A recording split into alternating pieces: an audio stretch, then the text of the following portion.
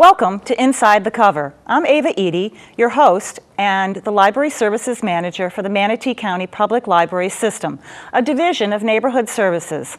I'm fortunate to be here today with H. Terrell Griffin, author of the Matt Royal series, which is set locally in Longboat Key. Mr. Griffin's upcoming book, Fatal Decree, has just been released. This is his 7th book in the series and follows the 2011 release of Collateral Damage. I'm so pleased to have this opportunity to learn more about Mr. Griffin. Mr. Griffin, may I call you Terry, please? Please do. I know you've been a soldier, a trial attorney, and you've also become an award-winning novelist. Can you tell us a little bit more about yourself and your journey, please? It's been just beyond anything I would have imagined. The day I joined the Army when I was 17 years old, leaving home for the first time. I look back over those years and it's just been fantastic. I had a wonderful career as a lawyer for 38 years. And this writing has been the icing on the cake. Now, have you always been an avid reader, and how did you get started writing? I've always been an avid reader, and I always wanted to write. I guess I started reading as soon as I could read and have been with it since. When I got close to retirement, I was slowing down my law practice. My wife, Jean, said, "You've always talked about writing, so if you're going to do it, now's the time to sit your butt in a chair and do it." And that's where Longboat Blues came from, the first book. Okay, so tell me, how did this evolve into a mystery series for you? Well, I'm a real mystery fan and have been since back when I was in college. I picked up a book called The Deep Blue Goodbye by John D. McDonald, which was his first of the Travis McGee series. And I must have read that series I kept up with it as it was coming out. And then over the years I've reread it several times. But that first book turned me on to the whole mystery genre. And over the years I've been a tremendous mystery fan and read so much, and I thought, you know, maybe I can do this. And so when it came time, I guess my early inclination was to write the great American novel. I was going to be the next Kurt Vonnegut. Okay. Didn't work, but I have certainly enjoyed the mystery writing. And in the first one, since I had been a lawyer for so many years, it seemed to be a natural to have a courtroom drama, but that's the only one. Matt Royal, the protagonist, is a lawyer in all the books, but it doesn't matter what he is. He could have been a plumber or bartender, librarian, whatever. But the first one was a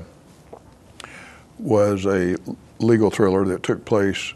Actually, a case was tried in the old Manatee County Courthouse, and I had tried a case there some years ago. So that was the genesis of it. So this is your most recent book, Fatal Decree. Yes. Can you tell us a little bit more about that book? Well, excuse me, in Fatal Decree, all the characters are gathered back on Longboat Key. All of these books are centered on Longboat Key. And in Fatal Decree, you've got Jock Algren, who was the government agent that is Matt's best friend. He's back. J.D. Duncan, the female detective on Longboat Key, is back. Logan Hamilton, who's based on my great friend Miles Levitt, who died several years ago, lived on Longboat Key, is back. So it's a mystery, I hope, that kind of percolates along.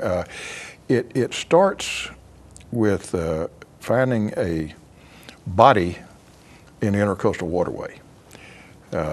A woman is floating there, and the story, or the murder, is tied back to a serial killer that was active in Miami about 12 years before, when J.D. Duncan, the Longboat Key detective, worked on the Miami-Dade police force. And it kind of takes off from there. So what made you set your series in Longboat Key? Well, we have lived part-time in Longboat Key or vacationed there regularly since 1981, I guess. And I've always loved the island. It's been my getaway place. We spend maybe half our time back and forth between Maitland, which is an Orlando suburb, and Longboat Key. And it was a part of Florida that nobody had ever written about. You know, when you think about it, Randy Wayne White has all his books are set down in Sanibel. He told me I need to stay out of there with my books. And we've got some up in St. Pete and Tampa, but nobody had ever really set a mystery in Longboat Key. So it seemed a natural.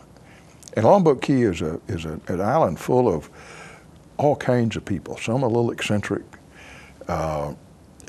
And I use a lot of those people in the stories with their permission. So again, this is kind of interesting for me because I've always wondered where your characters came from and how much they resemble your friends, your buddies in that area, or just people you've come across that maybe intrigued you. Is that often the case? It is in a way. Now, the main characters, J.D. Duncan is really she came from my wife. I guess when it was probably my fifth book or fourth book, I really wasn't satisfied with the book when I sent it in and to the publisher. My wife said, well, you know, usually you have a strong female character and maybe that's what you need. So she came up with the idea of J.D. Duncan, even to the name, age, background. So I thought it was a great idea, and we fleshed it out, and the publisher allowed me another 2 or 3 weeks and probably did about 20,000 words on J.D. and then infused that into the book so that it kind of made a whole. So she's completely a figment of my and my wife's imagination. Now, Logan Hamilton, who's one of the main characters, is based very closely on one of my very closest friends, Miles Levitt, who died about 5 years ago at 61. He was a relatively young guy. Lived on the island, had been on the island for a long time, and people knew him and loved him. Jock is based in some respects on my lifetime best friend since about 8th grade. Except Jock was not an assassin. He was actually a high executive at ExxonMobil, which some people might find some parallels there. But then there are a lot of the characters that are on the island that I use. Sam Lastinger, the bartender at Patty George's, is really Sam Lastinger. Okay. Eric Bell at the bar at Hayloft is really Eric Bell. It goes on and on. So there are quite a number of those people that I use their names, but I would never do it without their okay. I want to make sure they're happy with it. So a lot of these restaurants, bars, that kind of thing that you mention in your books, they actually exist. They're places locally. If the bar or restaurant is on Longboat Key or Anna Maria Island, they're real, with the exception of Tiny's Bar, which is the local hangout for my characters. And Tiny's was real up until about 3 years ago when a great lady named Susie Vaught, who owned the place, died suddenly of a heart attack. Oh my. And it closed down shortly thereafter. But it still lives in the memory and the hearts, I think, of so many of the Longboaters. So. Yeah, I think actually we had talked at one point when you'd come out to see me at one of the libraries and done a program out there about going to Tiny's, yes. and that's where you like to have your beers and that kind of thing. So, and I have such fond memories of that area and all the food, of course. Whenever you talk that, I'm such a foodie, I instantly think, oh, I need to get back there and have that. So maybe those folks should give you a little break or something on your bill, next tab, perhaps. Well, they let me in, so there I guess you go. That's good. That works. That's a good start.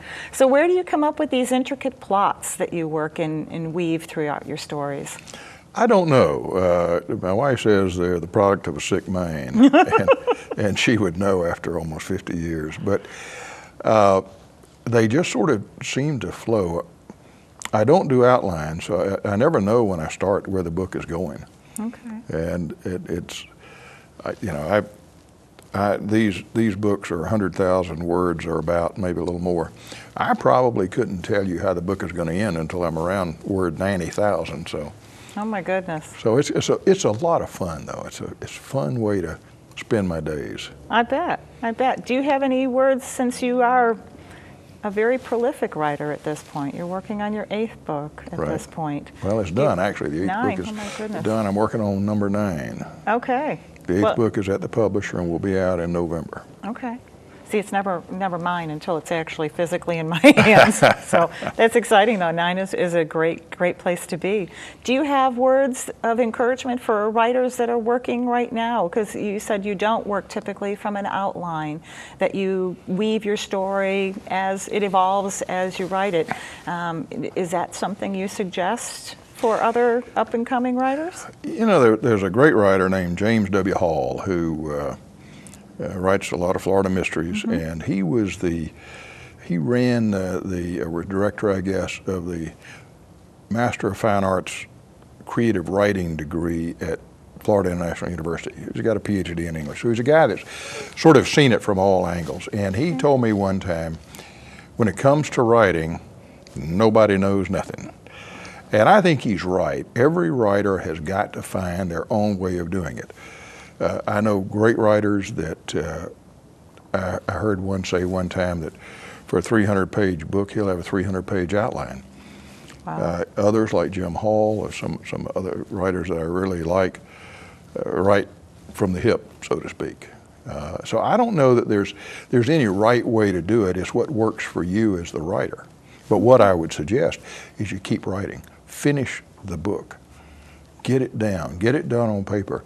And then go back and rewrite it and rewrite it and rewrite it. Okay.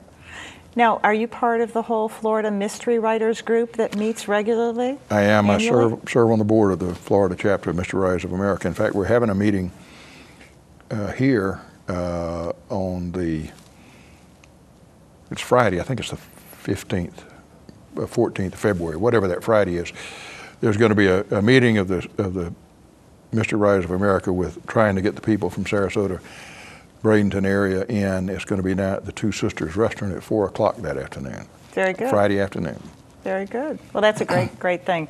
Every year, that's such an exciting event, and it's so wonderful to have all that genius kind of working together, because I sometimes wonder if you gain energy from one another, because you all have these great creative ideas, and it's probably a lot of energy in those rooms. There is. I think everybody, you know, I've said one thing about hanging out with a bunch of writers is they're not nearly as tough shirt as the lawyers I used to hang out with. The writers come from very different backgrounds. Everybody's got a different story.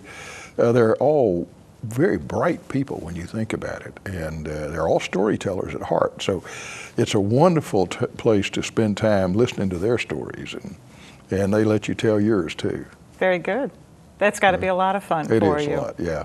And it probably, again, that idea that you're all working together, you're all working on your own projects, but you probably have things you can learn from one another, or at least, you know, not to go into Sanibel or Randy Wainwright's going to come find you. Excuse me. So, there's a lot to learn from those people. And the thing I found is every writer is more than happy to help you. As a new writer, I got a tremendous amount of help from people like Tom Corcoran and Chris Monti, who writes as P.J. Parrish, and Tom Corcoran. People like this that were established writers, they were helpful, and they were, Michael Connolly was another. I mean, it just really makes you kind of feel like you're part of the group, and that's important as you're getting started. Absolutely, because you're off working on these projects all alone. Yes. You know, your wife may be there, your dog or your cat or whatever might be there, but you do need to have part of something that you're all getting some energy and also some enthusiasm and some guidance from, because I'm sure this is what, your third career? Well, in some ways? Really the second one. The Army was 3 years of that was the most important 3 years of my life in so many ways. I was 17 when I joined the Army. Wow. I was 20 when I got out. Met my wife 2 weeks after I got out of the Army. But that was not what I considered a career. You know, I found that as a PFC in the Army, you were not brought into strategic consultations and things like that. Mm-hmm. But it was the formative years of my life. I did most of it overseas, and it was just a wonderful experience. So really my career was law. I spent a number of years studying in college and law school. It's a 7-year curriculum. I actually got it into 5 years by going summers. But then I practiced law for 38 years. Wow. And so this is really my second career, and I like it. Yeah, I bet.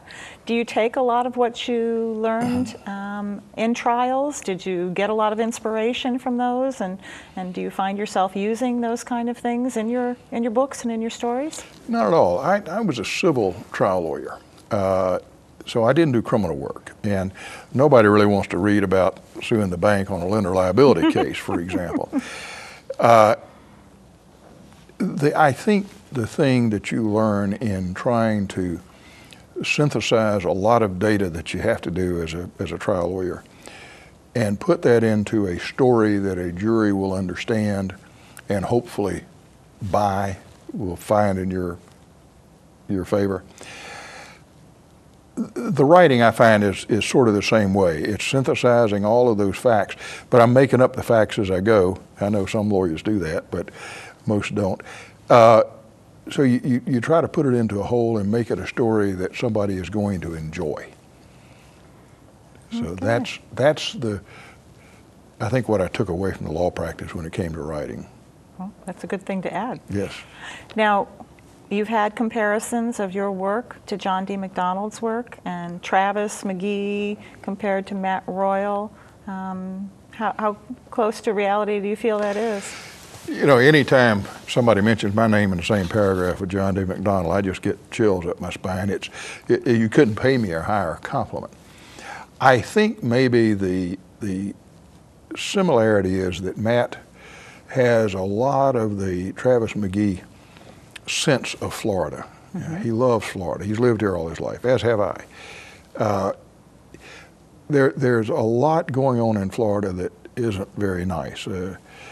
I'm not one of these tree-hugging environmentalists, but I care about the environment, and we're seeing things that go on that I don't think should, and Matt thinks about that, mm-hmm. and as did Travis. Matt also is not at all happy with the way the practice of law has changed over the last years. It's gone from what was really a profession to, I think, now more of a business model. I didn't like that, and Matt doesn't like it. In fact, it's one of the things that drove Matt from the practice of law. But and Matt tries to live a beach bum life, which Travis did as well. So there's, I guess those are the similarities. But I don't know that the writing is similar, simply because I just can't believe that I could be a writer that John D. McDonald is. So I don't want to say that I am. Well, I do see similarities as a reader, and I know so many times for me, growing up in Buffalo, New York, it was an opportunity for me to read about this exotic place, Florida, and the Tamiami Trail, and all these wonderful restaurants.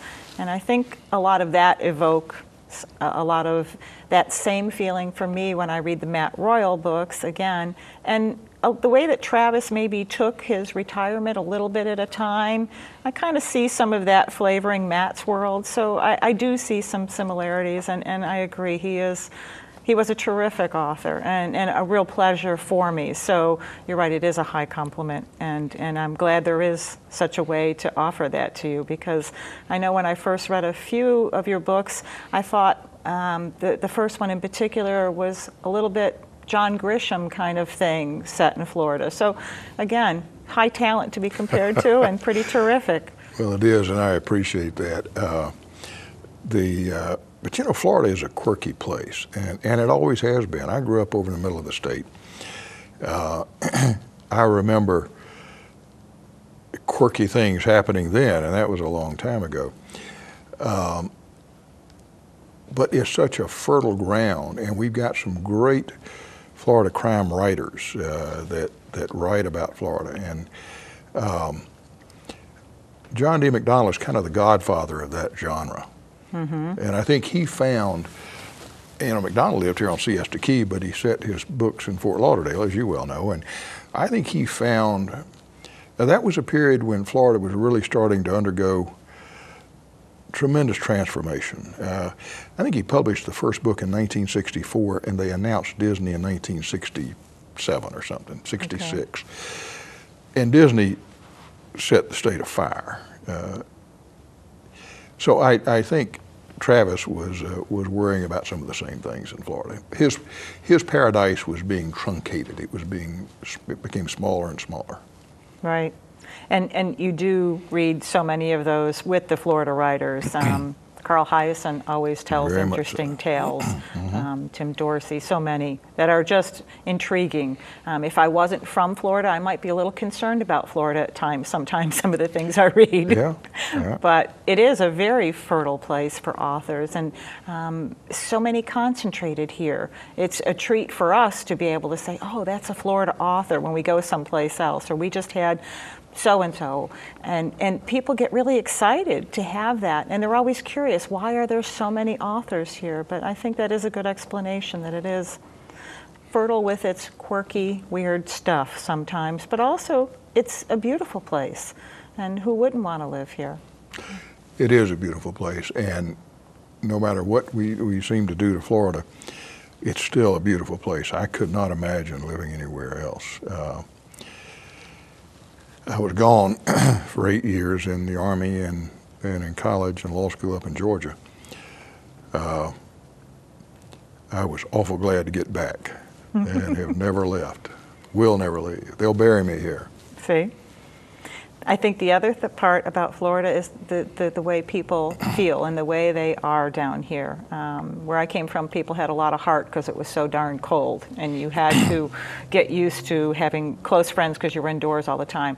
And I thought maybe I'd lose that coming to Florida, and it's not the case. People down here have a whole lot of heart, and I notice in a lot of your books, you weave all those connections between friends into your stories. Can you tell me more about that? Well, I think that's very important. I have always had a circle of friends that has varied over the years, but they've always been important to me.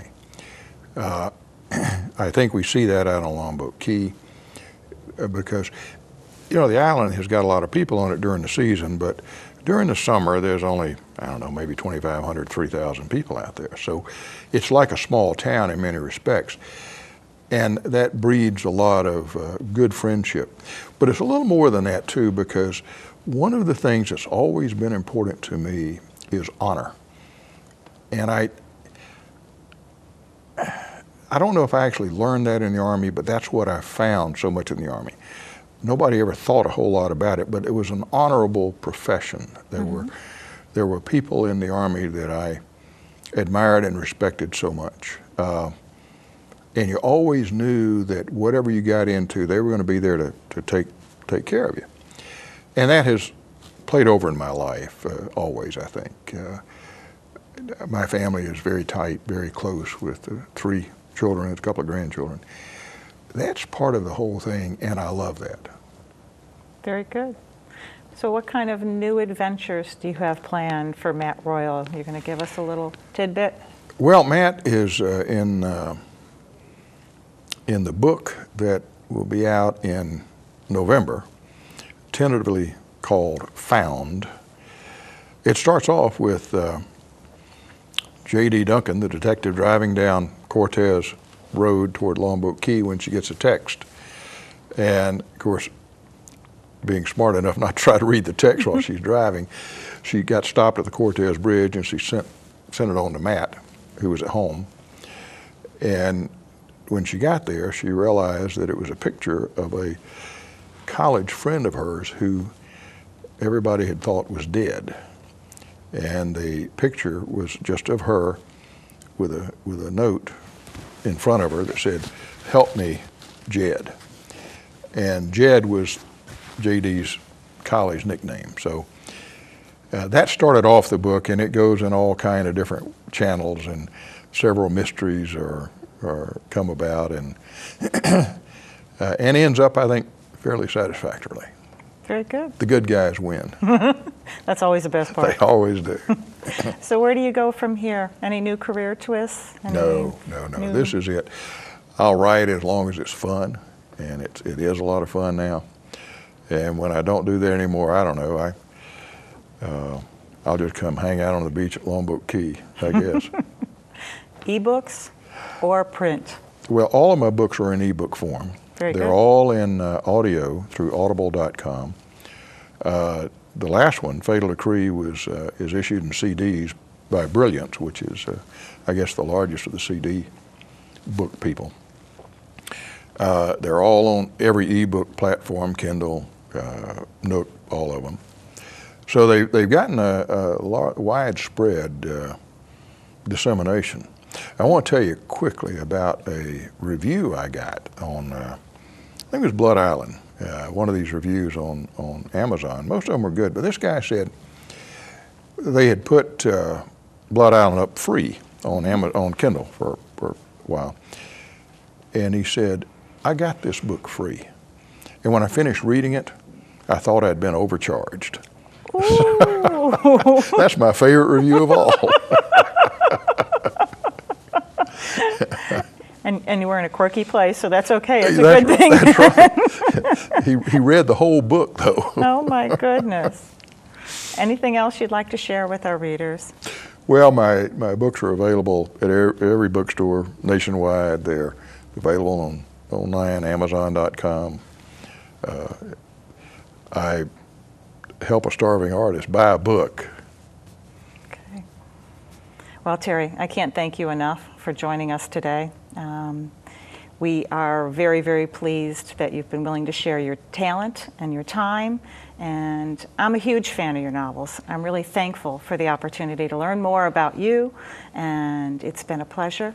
I'm thankful for METV for giving us this chance to connect the libraries with books, with authors, and folks such as Mr. Griffin. And I hope you'll come see us at any of our Manatee libraries to pick up a copy of this, Fatal Decree, or any of our other wonderful books in print or in ebooks. I'm Ava Eady, and I thank you for joining us inside the cover.